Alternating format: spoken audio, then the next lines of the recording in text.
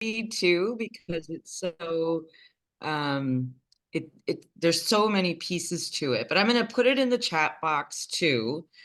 And I just want to thank the person for sending it to me as well. And all of you that are joining on, thank you for joining. Erica, Linda, I see you. Lori, I see that you're connecting as well. But the question, I'm going to type it in the chat box and I'll, kind of talk about this.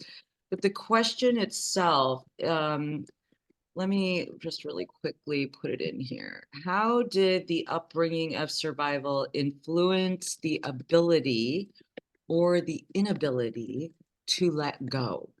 And I just, I really had to think about this question, a bit before looking at it from the perspective of the pendulum, because this really is a pendulum experience. And so, I hope those of you that are on, if you want to chime in, or if you have, some of your own experience that you want to talk about, by all means, please do. But when we look at the upbringing of survival and how that influences the ability or inability to let go. So I'm going to put on my clinical and academic hat on for just a moment. Um, survival is part of the brain, right? That is very flight, fight, reactive. And so when we think about surviving, this is a brain phenomenon. It is where the brain works and it kicks in order for us to just survive. We're not thriving to any degree. And so when we think about survival, we think about, the context of it can be very different. It could be traumatic experiences. It can be something that happens repeatedly. It could be anything that just affects the brain and throws it out of its normal, quote unquote, way of functioning. I liken it to like the pandemic, for example. This was really, an example of how the pendulum works and how this question can relate, is that, the pandemic for a lot of people really threw a lot of people off, and basically just challenged us in ways that we may not have experienced before. I know for myself, at least, when the pandemic hit, the experience of loneliness was so overwhelming, because I was not able to connect and do the things that made me feel connected to everything in my life. It did not make me feel connected to life, basically. And so as a traumatic experience, and feeling these overwhelming emotions of loneliness and, everything else that came up, my brain just kind of shut down and went into, ooh, I don't know if I want to feel this, or into just going through this kind of automatic routine, where I wasn't giving much conscious thought or intention to things I was doing, but more like just going through the motions, so to speak. And I don't know if anybody else has had that experience, or maybe they can liken it to experience that they've had. Feel free to interrupt me or talk about it. I'm more than happy to have you share your perspective. I mean, the pendulum is really about sharing multiple perspectives and lived experiences. But when you look at, the upbringing of survival, so again, here's the context of surviving. And when we think about trauma, and this is the academic part, when we think about trauma, what we know about trauma is that depending on the context of it, so someone who has repeatedly experienced traumatic events up in childhood, their brain actually does not develop certain parts that aid in the process of maturity, so to speak. So we know that the limbic system, for example, which is responsible for emotions, gets kind of bypassed, so it's this big, massive thing that exists in the brain, but it doesn't have an opportunity to mature in a way or to get the skills that it's needed in order to help regulate it. So when we think about survival, this is kind of the same thing, in that, survival is really about, there's no emotions involved in that. And so the experience of an emotion can very much well be cut off. In research, we know that from a clinical and academic standpoint, trauma usually involves when a person's been traumatized usually there's three different ways that it can be managed. One is that a person relives the experience, right, over and over and over again.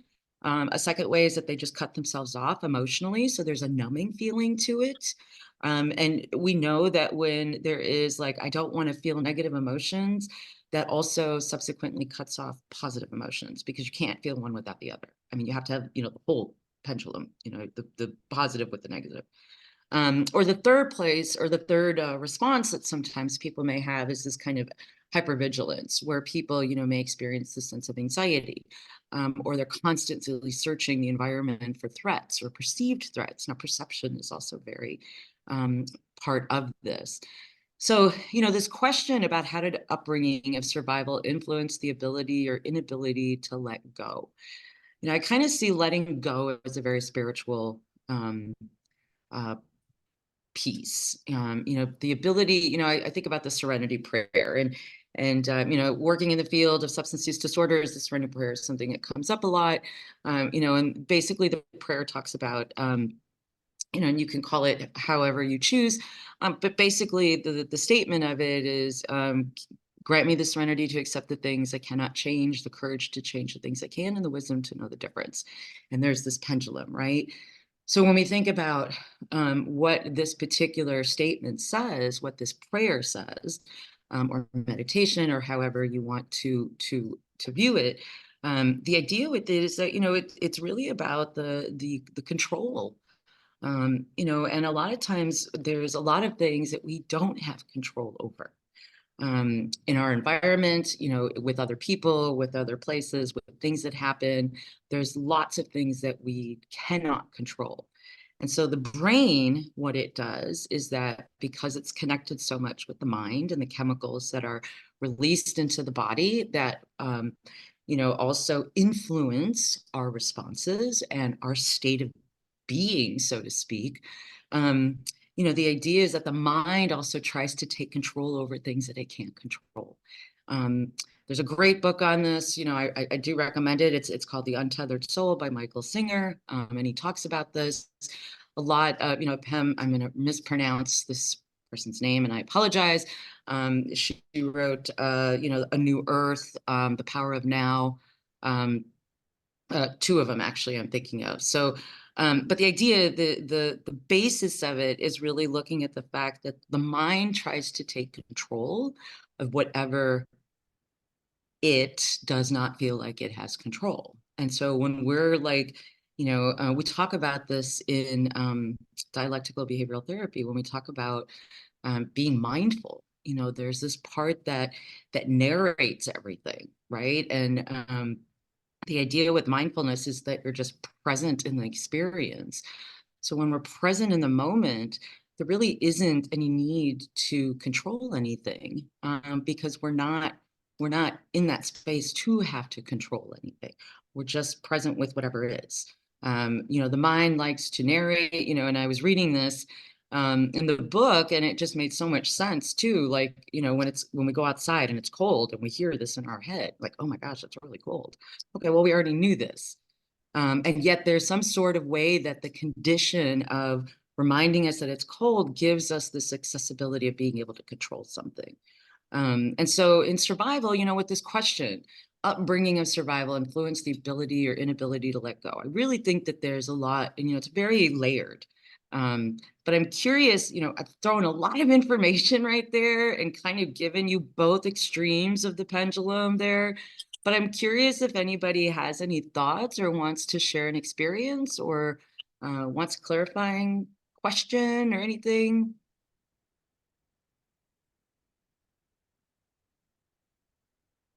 Otherwise, I'll just kind of talk a little bit more about some of the things that I was thinking about with this. So, Dr. Serena, one question. You mentioned that the upbringing can lift the pendulum in either of these directions, or is it only in one direction? So, for example, people come from diverse backgrounds, and some could be in trauma of refugees or some unfortunate incident in their lives. But we've seen in real life that their perspectives, you know, they have overcome those trauma related incidents, and their pendulum is always on the positive side. So is there any studies to say it can shift to negative, positive, or there is a pattern to say because you have trauma, your ability to cope up is only ABC? Is only, I'm sorry, what? It's like a defined number, so it's a defined qualitative value. Well, so it's very possible to heal from trauma. That is a process. And that's kind of what the pendulum process is about, is that sometimes people, like nowadays, there's a lot of studies and a lot of, cutting edge research being done about assisting using certain substances to aid in healing. Obviously, in a very controlled environment, very controlled in terms of dosage, in terms of facilitators. It's not just giving a substance to somebody and saying, hey, go heal yourself. It is a very controlled environment. But the idea with it is that, having, being in this kind of space of trauma and really just being reactive, is part of, or really, so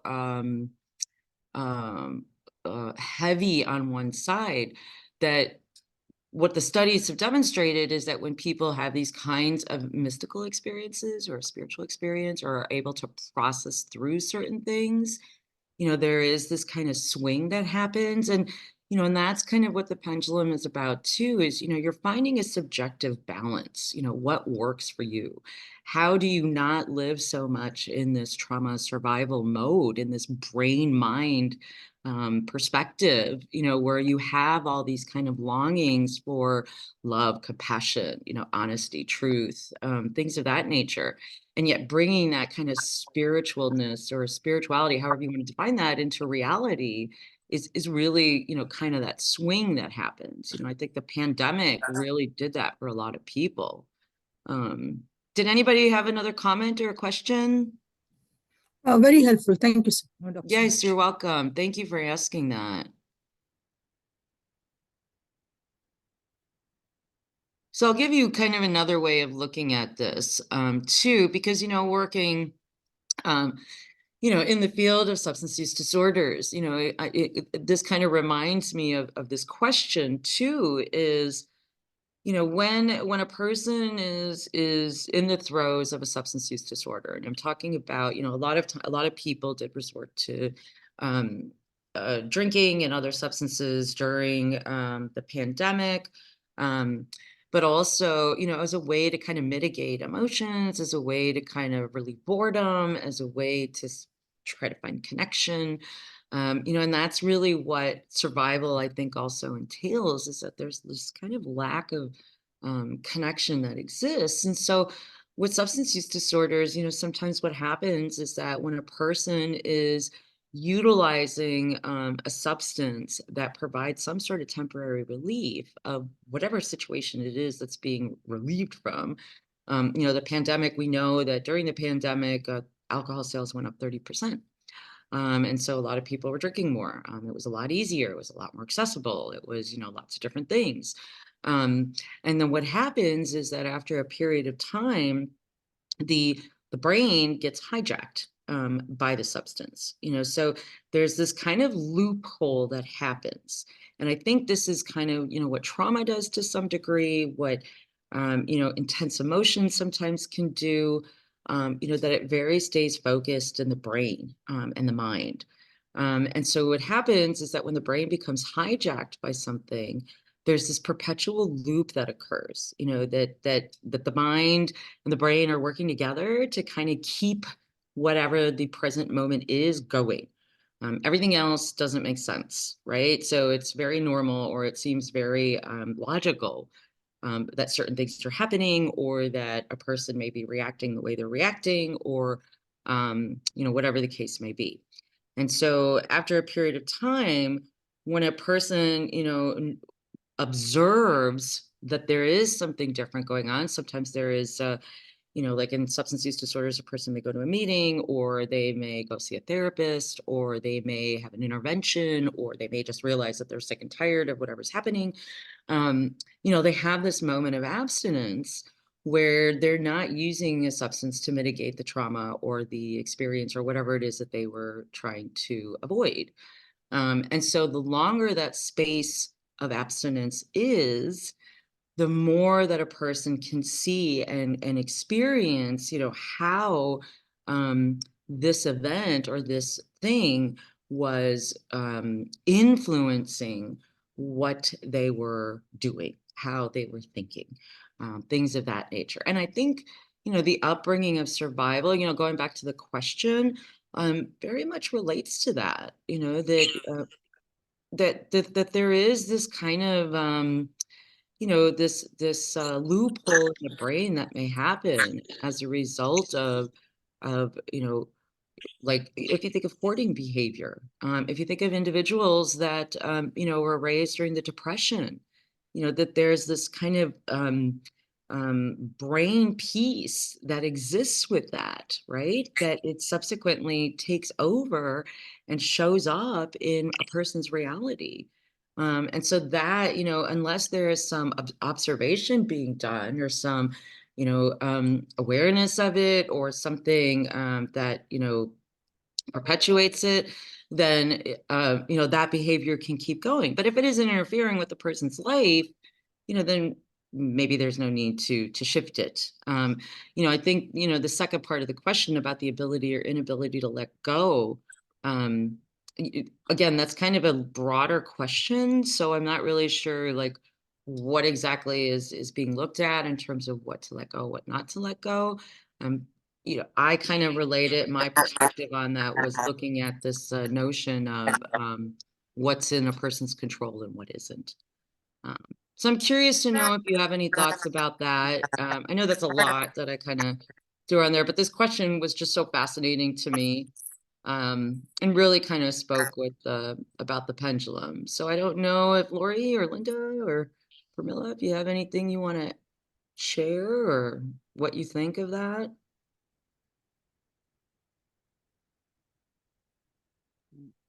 No, I find the topic just fascinating, actually, and it was very well put.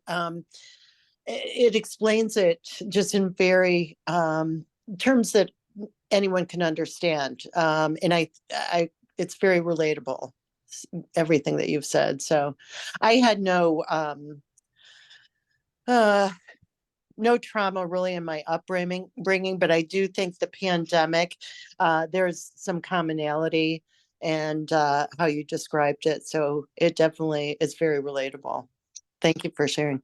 Oh, yeah, you're welcome. Thank you for sharing how it related to your experience too.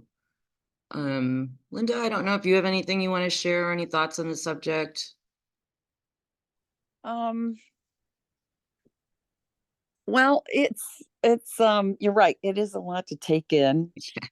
But I definitely can relate to what you were saying about the hoarding situation. Mm, Um, as you know, I am living with somebody that is like battling that, but doesn't see it, doesn't know that they have that mhm, problem, mhm, doesn't even want to admit to, previous trauma in their life. right. So, yeah, it's tough. But yeah, he's one side of the pendulum and I'm the other side of the pendulum. That's so, and then that's a great way of putting it, actually. I mean, and again, of course, there you see a conflict right there, Very much. right? So the challenge Yes. becomes how do you find like this kind of subjective, peaceful balance between the two Yes. extremes. Yes. Yeah, so I don't know if and of course, that's a process in and of itself. I think everything that we talk about, related to the pendulum is a process. It's Mm. not like you could do one thing and then ta-da, everything is solved. I think it does take a lot of observation and it takes a lot of patience. And part of it is just being willing and open to exploring it. Which I think is what the excitement is about, is being able to just say, hey, you know what, I am willing to look at this and see how or what I need to do, or how it's present, so that I can try and maybe, live in a better space, where it's more conducive to what's important to me. Because I think, this one part of this pendulum, the spiritual aspect, the being part. I was talking about this with somebody a while ago. Is prior to the pandemic, I was such a doing person. I did all these presentations and I worked and, all this other kind of stuff. And then the pandemic hit, and it really allowed me an opportunity to just be, which was so different for me. And yet, and there was also some fear, and, it was kind of scary. And at the end of it, coming out of it and being able to find this balance for myself, it it has its advantages and disadvantages, of course. But I think it's just made me a better person. And also I could see how going through some of that swing to the other side, really helped me put other things in perspective, and see reality a little bit differently. Which, I think when we're kind of stuck, towards one side or another side, we tend to not see things, the way they are. Because, our mind tries to control it, right? It might distort things a little bit. It might, give us information that may not necessarily be true. That's what we have, cognitive distortions.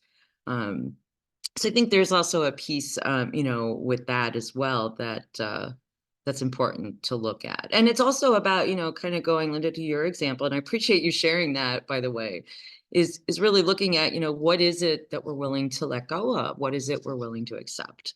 And how does that fit in the context of the life that we want to live? However that may look like for us, individually.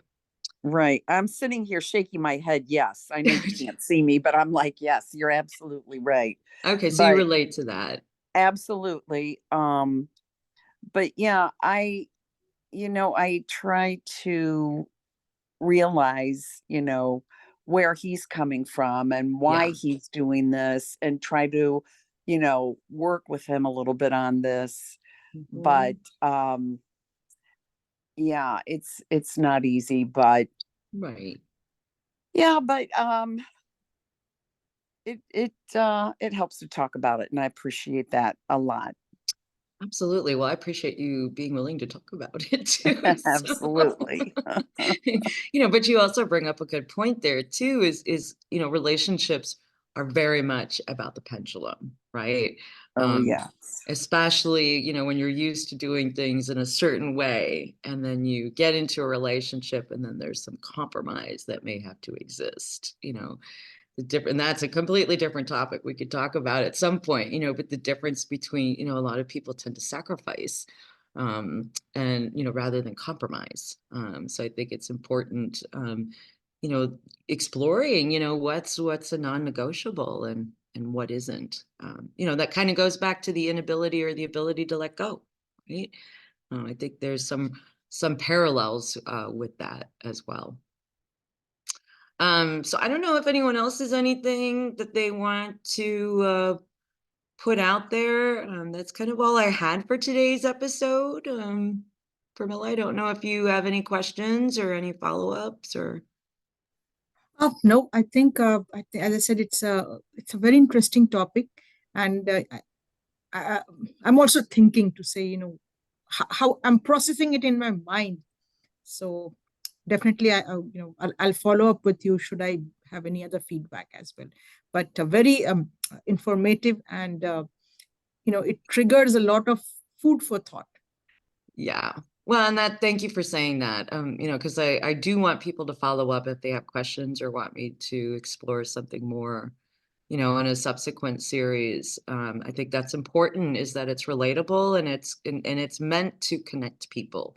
That's my hope for the podcast, is really kind of exploring things that we all have in common that maybe we don't really talk about or explore, or, are willing to look at. So I really appreciate, this person also messaging me this question, and interested in it. And I think I might have one for our next episode too. I think someone else had messaged me something as well. So